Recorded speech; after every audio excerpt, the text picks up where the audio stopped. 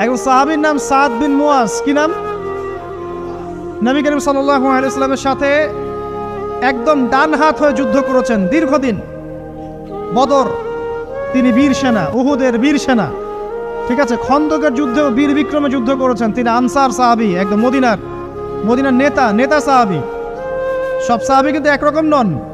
কেউ ছিলেন নেতৃস্থানীয় সাহাবী, তিনি ছিলেন একজন নেতৃস্থানীয় সাহাবী, ঠিক আছে।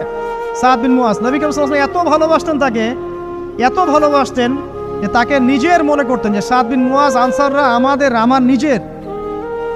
চারটাখানি কথা।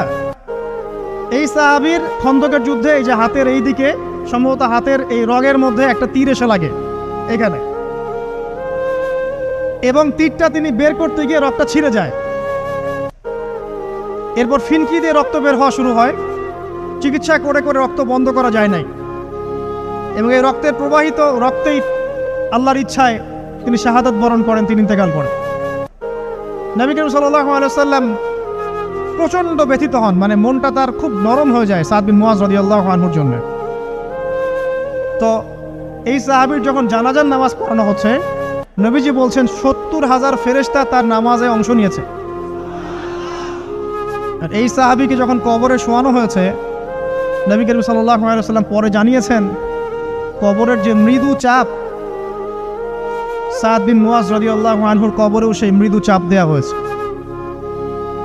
আমি কি বুঝাতে পারলাম ভাই? আমাদের কোনো দাম আছে এখনকার পলিটিশিয়ানদের কোনো দাম আছে?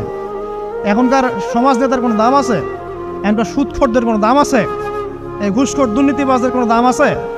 আমরা যারা কাঠমোল্লা হয়ে আছি, আমাদের কোনো দাম আছে? সাদ বিন মুয়াজ রাদিয়াল্লাহু আনহু যদি কবরের শাস্তি তাকে না ছাড়ে, প্রশ্নোত্তর পর্ব তাকে না ছাড়ে, আমরা পার পাবো?